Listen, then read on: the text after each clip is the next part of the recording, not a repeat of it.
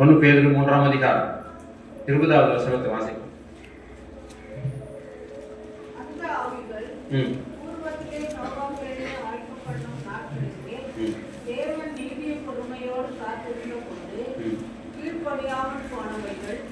வாசிங்க. அதற்கு ஒப்பனையான ஞான ஸ்நானமானது மாம்ச அழுக்கை நீக்குதலா இராமல் தேவனை பற்றும் நல் மனசாட்சியின் திருமுழுக்கு என்னவா இருக்கிறது? தேவனை பற்றும் உடன்படிக்கை. உடன்படிக்கை. அப்ப ஆண்டவர் இதை உடன்படிக்கையாக ஏற்படுத்தினார். யாரோட ஏற்படுத்தினார்? நம்மோட ஏற்படுத்தினார்.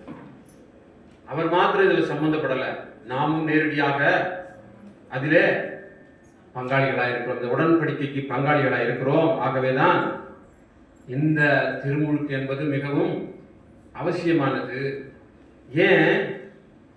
ஏன் அவசியமானது? அது அவருடைய இருதயத்தின் வெளிப்பாடு. இந்த உடன்படிக்கையினாலே எது காண்பிக்க விரும்புகிறார்? தம்முடைய மரணத்தையும் உயிர்த்தெழுதலையும் காண்பிக்க விரும்புகிறார். தம்முடைய மரணத்தினாலே நம்மை இணைத்து தம்முடைய உயிர்த்தெழுதலினாலே நம்மை உயிர்ப்பிக்கிறார். இதைதான் இந்த திருமுழுக்கு நமக்கு ஒப்பனையாக பாவனையாக சொல்லுகிறது. ஆகவே இந்த விருப்பத்துக்கு நம்ம என்ன பண்ணணும்? கீழ்ப்படியணும். கீழ்ப்படிய கொடுக்கணும். திருமுழுக்கு எடுத்தவர்கள் எல்லாரும் பரிசுத்தமாய் மாறிவிட்டார்கள். ஆமா தானே? பாவ மன்னிப்புக்கு என்று ஞான ஸ்நானத்தை பெற்றுக்கொண்டால் அப்ப மன்னிப்பு கிடைச்சிருச்சு. இனிமே அவங்க கிட்ட என்ன இல்லை? பாவம் இல்லை. அப்படித்தானே அர்த்தம்? அப்ப திருமுழுக்கு பெற்றவர்கள் எல்லாரும் பாவம் இல்லாதவர்கள்னு சொல்ல முடியுதா? ஏன் முடியல? அப்ப பாவம் செய்யாதமே இருக்கிறாங்களா? இல்லையே. அப்ப எதற்காக இந்த திருமுழுக்கு? உண்மையிலேயே திருமுழுக்கு என்பது என்ன? தண்ணியில மூழ்கி எழுந்துக்கிறதா, அல்ல தலைமையில தொழிக்கிறதா? என்னது? அப்ப அந்த தண்ணி நம்மை பரிசுத்தப்படுத்துதா, படுத்தலையா? அன்பானவர்களே, ஒரு காரியம் உண்டு. திருவசனம் அல்லாத திருமுழுக்கு, திருவசனம் அல்லாத திருமுழுக்கு வெறும் தண்ணீர் முழுக்கு. அது வெறும் தண்ணீர் முழுக்கு. கர்த்தருடைய இருதயத்தில் இருந்து வரும் வார்த்தை இருக்கிறது இல்லையா?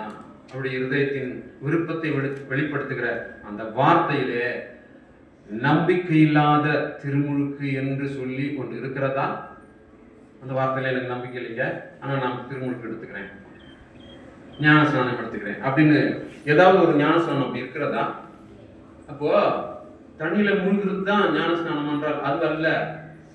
வார்த்தை அல்லாத, திருவார்த்தை அல்லாத ஒரு திருமுழுக்கு, ஒரு தண்ணீர் முழுக்கு கிடையவே கிடையாது. திருவார்த்தையும் தண்ணீர் முழுக்கு ரொம்ப முக்கியமானது. இது வெளிப்படையான ஒரு அடையாளம். தண்ணிக்குள்ள மூழ்கி மறுபடியும் எழுப்புவது ஒரு வெளிப்படையான அடையாளம் பார்க்கிறவர்களுக்கு. அதுக்குள்ளே என்ன மறைஞ்சிருக்கு? திருவார்த்தை அதுல நினைந்திருக்கிறது. அந்த திருவார்த்தையில என்ன தெரியும்?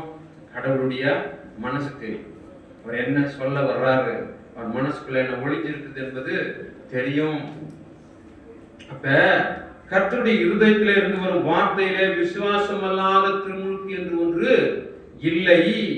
திருவசனத்துக்கு கீழ்ப்படியாத ஒரு திருமுழுக்கு வெறும் வெற்று முழுக்காகத்தான் இருக்கும். வெறும் தண்ணியில துவச்சி எடுக்கிற ஒரு சடங்காகத்தான் இருக்கும்.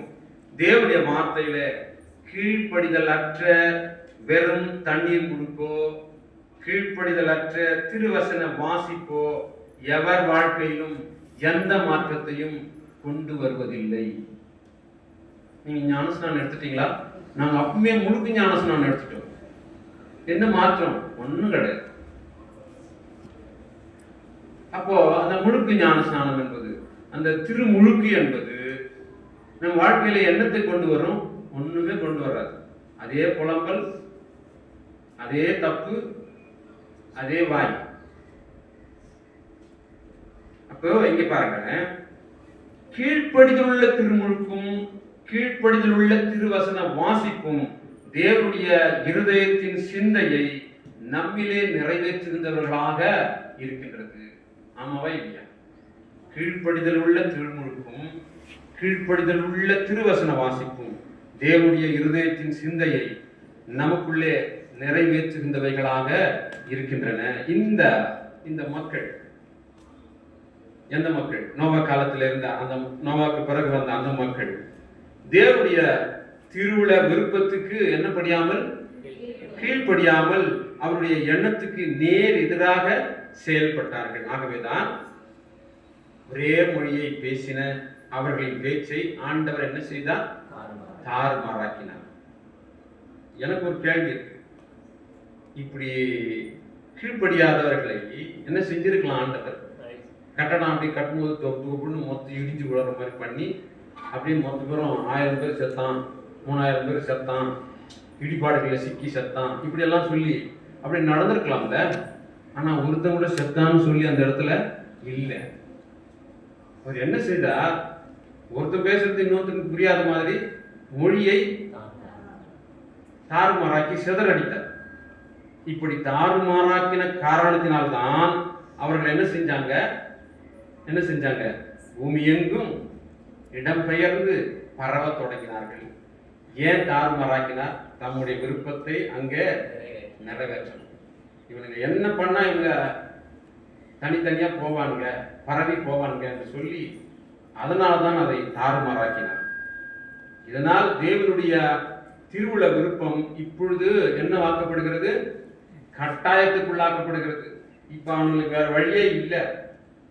ஒரே இடத்துல இருந்து ஒன்றும் நடக்க போறதில்லை. யார் பேசுறது யாருக்கும் புரிய போவதும் இல்லை. வேற வழி இல்லாமல் குழுவாக அவங்க என்ன பண்றாங்க? கலைஞ்சு வெவ்வேறு இடங்களுக்கு பூமி எங்கும் பரவி போகிறார்கள். இதனால் தேவனுடைய திருவுள விருப்பம் இப்பொழுது கட்டாயமானதாக நிறைவேற்றப்படுகிறது. ஆமாவா இல்லைங்களா? சரி.